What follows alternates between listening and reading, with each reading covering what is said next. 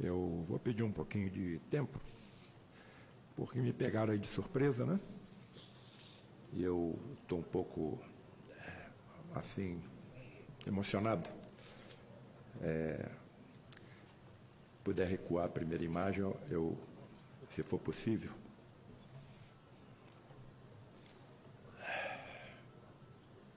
Bem, aí.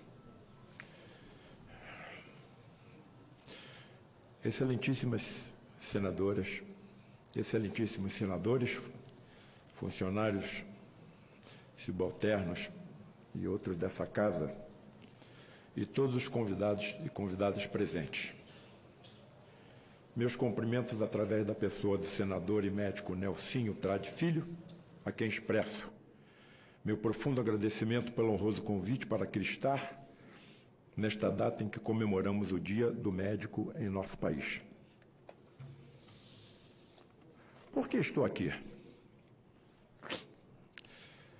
Me parece que o motivo principal foi a chegada ao senador Nelsinho de informações sobre minhas atividades espiritualistas e científicas apresentadas em vídeos, livros e palestras no Brasil e no exterior, nos quais relato meu testemunho sobre estranhos fenômenos de teletransporte e materializações de seres denominados espíritos desencarnados, que mesmo já tendo passado pelo fenômeno natural da morte, como todos passaremos, continuam vivos habitando universos paralelos a este, em que ainda estamos, expressos pelas religiões como planos espirituais, astrais ou celestiais, dentre outras denominações. Tais ocorrências, por mim testemunhadas, que exigem a manipulação de um fluido de alta potência energética, expelido pelos chamados sensitivos ou médiuns de efeitos físicos, presente em todo ser vivo e denominado por Charles Richer, descobridor da resposta anafilática humana como ectoplasma, foram por mim presenciadas, estudadas e pesquisadas ao longo de 4 décadas no Lar de Frei Luís, o maior centro espírita do Rio de Janeiro, que aqui está na imagem projetada. E, curiosamente, o maior centro espírita do Rio de Janeiro é comandada por uma entidade católica, ainda assessorada por outras 2 entidades católicas, Frei Leonardo e o Padre Isabel, de onde deduz-se facilmente que nós é que nos dividimos, em evangélicos, em católicos, em espíritas, em protestantes, em hinduístas, maometanos, ateus, os judeus, etc. Eu acho que, para esse tal Deus que eu não compreendo, por enquanto só sei que ele existe, não existem essas divisões. Nós é que nos dividimos, mas na realidade somos um único rebanho, um único conjunto familiar, comandado por um único pastor. Tamanhas foram as constatações trazidas nessas sessões, extremamente raras ao longo da história, da humanidade, mas, contudo, comprovadas por inúmeros vultos da ciência, inclusive detentores do Prêmio Nobel, que me vi na obrigação de trazer a público, especialmente a minha classe, a classe médica, o resultado deste longo trabalho que agora aqui apresento em curto resumo. Que constatações obtidas principalmente em diálogos com médicos que já viveram nesse mundo que nós estamos, faleceram ou desencarnaram e se teletransportaram e se materializaram nessas reuniões. Evidentemente, agora habitam outros planos de existência para onde nós nos transportaremos quando chegar o momento. Que constatações obtidas foram essas? Somos todos seres imortais.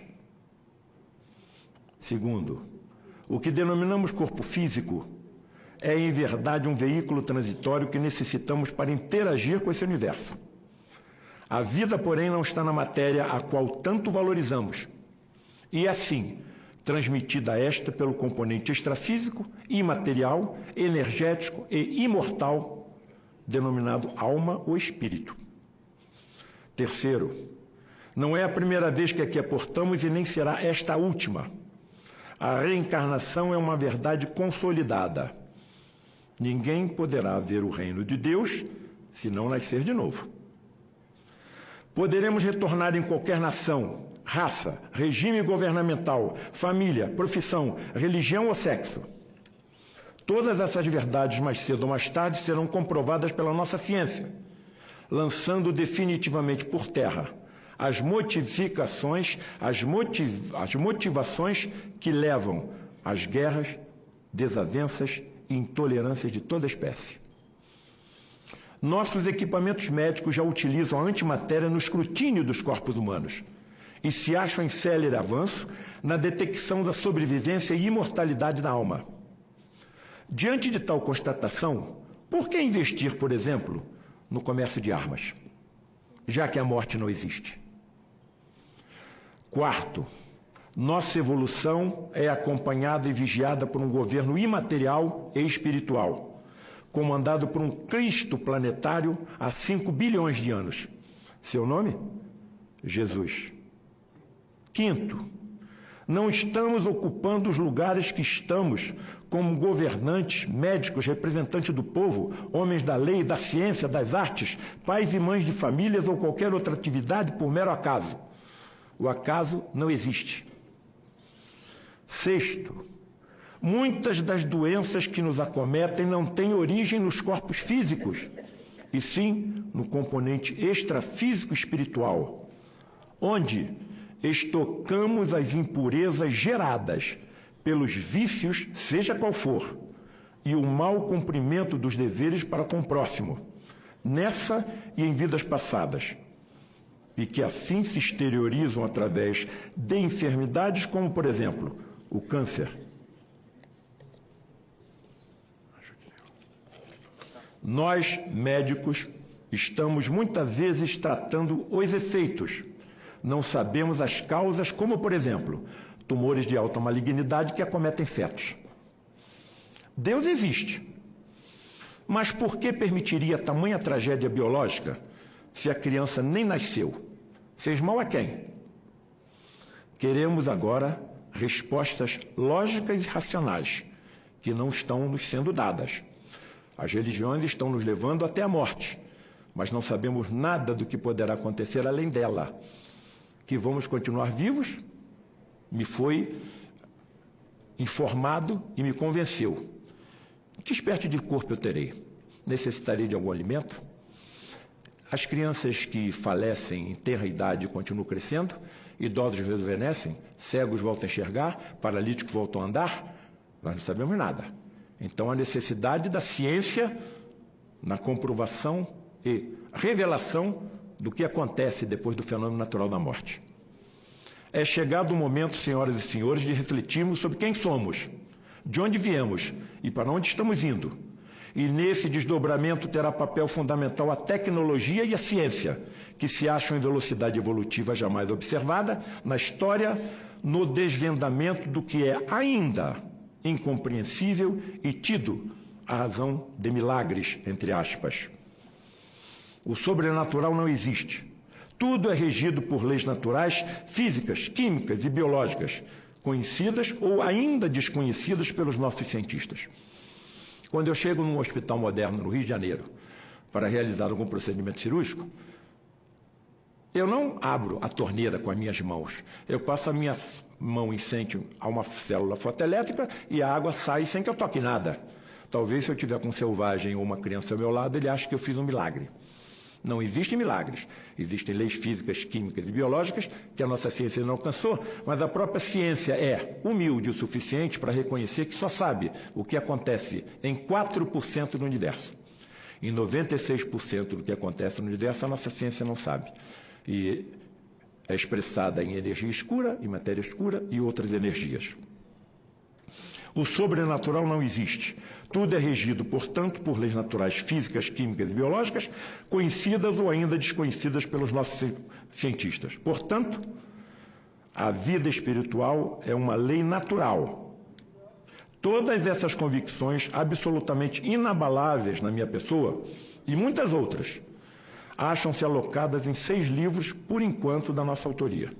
No primeiro, denominado A Face Oculta na Medicina, e no quinto, A Medicina Mediúnica do Futuro, demonstro que nenhum médico da Terra que honre a sua profissão jamais estará sozinho, nem mesmo os que não acreditam nessa verdade.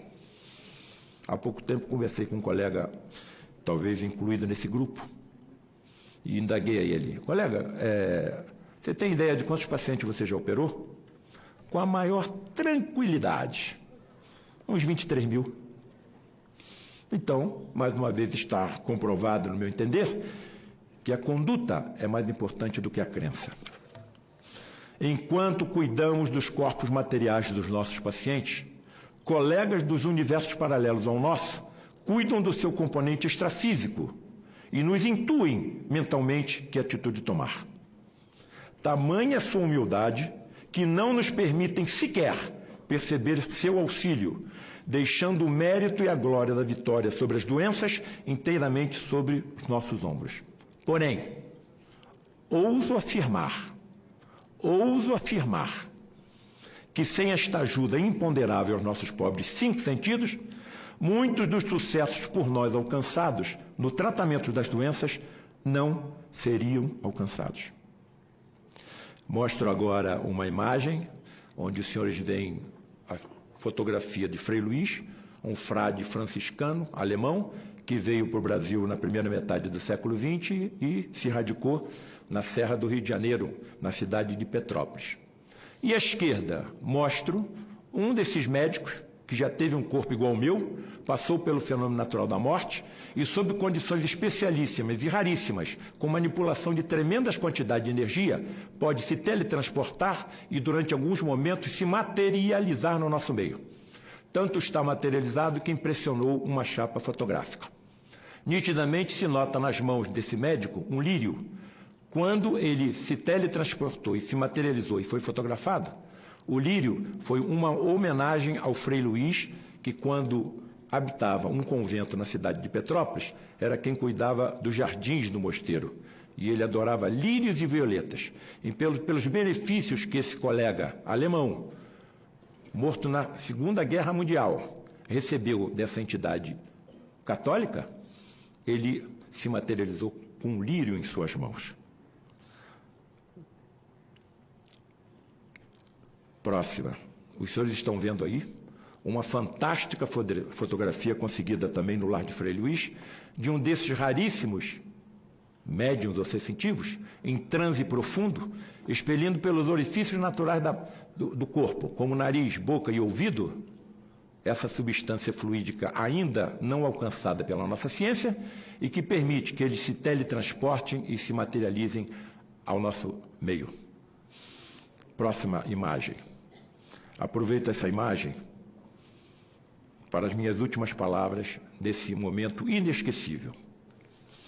Que o Criador abençoe todos aqueles que se dedicam à cura, ao alívio e ao consolo dos seres humanos, e também aos esculápios das outras dimensões que nunca nos abandonam em nossa difícil labuta. E peço a esse Criador que, quando chegar o meu momento do transporte, da separação desse corpo físico que eu utilizo como instrumento ou como veículo nesse universo, que me permita que eu também me aproxime de algum colega que continue na Terra, intuindo e cuidando das partes imateriais, energéticas, imortais dos pacientes que serão por ele tratados. Senador Nelsinho Trade, não há palavras, mas vou tentar agradecer. Muito obrigado pelo honroso convite de aqui estarmos, nesta data de comemoração pelo Dia do Médico. Que tenhamos a consciência de que devemos assumir nosso posto de trabalho junto aos enfermos com a dignidade e absoluta compreensão do porquê somos médicos e do propósito de nossas existências. Muito obrigado.